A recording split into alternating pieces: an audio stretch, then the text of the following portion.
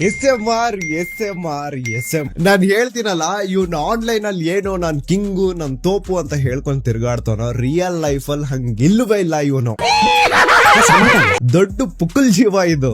ಇನ್ನು ಆ BMW ಯಪ್ಪ, ವಿಡಿಯೋಸ್ ಮೇಲೆ ವಿಡಿಯೋಸ್, ಪೋಸ್ಟ್ ಮೇಲೆ ಪೋಲಿ, ನಾನ್ ಬೆಳೆದೆ, ನಾನ್ BMW ತಗೊಂಡೆ, ನಂದ್ ಅಚೀವ್ಮೆಂಟ್ ಇದು ಅಂತ ಏನ್ ತೋರ್ಸ್ಕೊಳ್ತಿದಾನಲ್ಲ, ಆಕ್ಚುಲಿ ಆ BMW ಅವನ ಹೆಸರಲ್ಲೇ ಇಲ್ಲ ಗುರು, ಯಾವ್ದೋ ಪ್ರೈವೇಟ್ ಕಂಪ್ನಿ ಹೆಸರಲ್ಲಿದೆ. ಅಯ್ಯಯ್ಯೋ, ಬುಡ್ಬುಡಿಕೆ ಇಟ್ನಲ್ಲಪ್ಪ ಬಗ್ನಿಗುಟ್ಟು.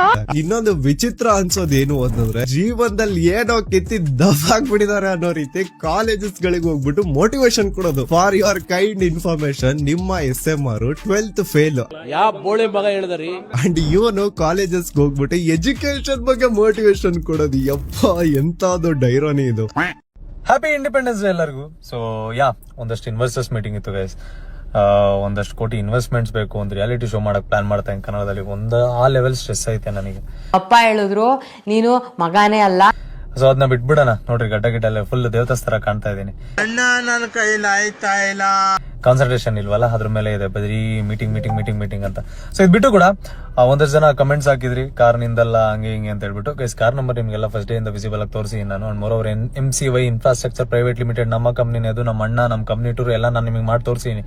ಇದ್ರ ಜೊತೆ ಬಿಟ್ಟರು ಕೂಡ ನೆಕ್ಸ್ಟ್ ವಿಚಾರ 12th ಫೇಲ್. ನಾನು ಎಲ್ಲರಿಗೂ ಗೊತ್ತಿರೋದೆ, ನಾನು 12th ಫೇಲ್ ಅಟೆಂಪ್ಟ್ ಅಲ್ಲಿ ಪಾಸ್ ಮಾಡ್ಕೊಂಡು ಅದಾದ್ಮೇಲೆ ಕಾಂಟೆಂಟ್ ಕ್ರಿಯೇಟರ್ ಮಾಡಿರೋದು ಅಂತ. ನಾನು ಎಲ್ಲೂ ನಾನು ಸುಳ್ಳು ಹೇಳ್ಕೊಂಡು ಓಡಾಡಿಲ್ಲ. ಇದ್ಯಾವ್ದು ಹೊಸ ಪ್ರತಿಭೆ? ನಾನು ಪಾಸ್ ಆಗಿದ್ದೀನಿ, ನಾನು ರ್ಯಾಂಕ್ ಸ್ಟೂಡೆಂಟ್ ಅಂತ. So chill. ಅದಾದ್ಮೇಲೆ ಇನ್ನೊಂದಷ್ಟು ಜನ ಹೇಳ್ತಾ ಇರೋದು ಬ್ಯಾಡ್ ವರ್ಡ್ಸ್ ಮಾತಾಡೋದು ತಪ್ಪು. ಡೆಫಿನೆಟ್ಲಿ ತಪ್ಪು. ತುಂಬಾ ಕಡಿಮೆ ಮಾಡಿದೀನಿ, ಇನ್ನ ಕಡಿಮೆ ಮಾಡ್ತೀನಿ ಹೋಗ್ತಾ. ಅದಾದ್ಮೇಲೆ ನಿಮ್ಮ SMR ಬ್ರೋ ಫೋಟೋ ಬೇಡ, ರೀಲ್ ಮಾಡುವ, ರೀಲ್ಗೆ ಒಳ್ಳೆ ರೀಚ್ ಇದೆ, ಆಡಿಯನ್ಸ್ ಬೇಗ ವಿಷಯ ತಲುಪುತ್ತೆ, ಸೊ ರೀಲ್ ಮಾಡುವ ಅಂತ ಹೇಳ್ತಾರೆ. ನನ್ಗೆ ಆ ಇಂಟರ್ವ್ಯೂ ಅಲ್ಲಿ ಅವ್ರು ನನ್ ಬಗ್ಗೆ ಹೇಳಿದಕ್ಕೆ ಏನ್ ಬೇಜಾರಿಲ್ಲ, ಆದ್ರೆ ಅಲ್ಲಿ ಕಮಿಂಗ್ ಟಾಪ್ 3 ಕರ್ನಾಟಕದಲ್ಲಿ most paid creator, one of the top creator ನಾನೊಬ್ಬ ಇದ್ದೀನಿ. ಏನ್ ಹೇಳಿದೆ? ಟಾಪ್ 3 ಕನ್ನಡ ಯೂಟ್ಯೂಬರ್ಸ್ ಅಲ್ಲಿ ನಾನು ಒಬ್ನು ಇದ್ದೀನಿ ಅಂತೆ.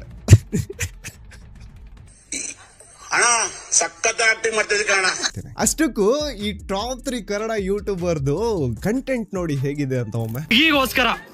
ಒಂದು ಹುಡುಗಿಗೋಸ್ಕರ ನನ್ ಬರ್ಡೇ ಹಿಂಗೆ ಹಾಕೊಂಡು ನನ್ ವ್ಲಾಗ್ ನಡೆಯುತ್ತೆ. ಇದು ಸಿಮ್ರಾನ್ ದಲ್ವಲ್ಲ ವ್ಲಾಗ್, ನಂದು ನಕ್ಕದ್ ನಮ್ಮನ್ನೆಲ್ಲ ನಡೆಯುತ್ತೆ. ಅವತ್ತು ಮೀಟರ್ ಕೊಡ್ತವ್ರೆ, ಇವತ್ತು ಮೀಟರ್ ಕೊಡ್ತವ್ರೆ.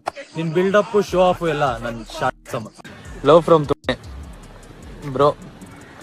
ನಿಮ್ಮ ಅಮ್ಮನ್ ತುಟ್ಟಿಟ್ಬಿಡಿ.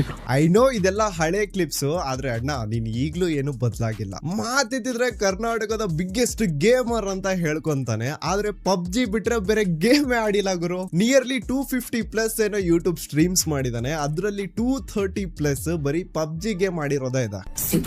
Thank you RCB forever for the 20 rupees. #RCB forever in the chat guys. Thank you.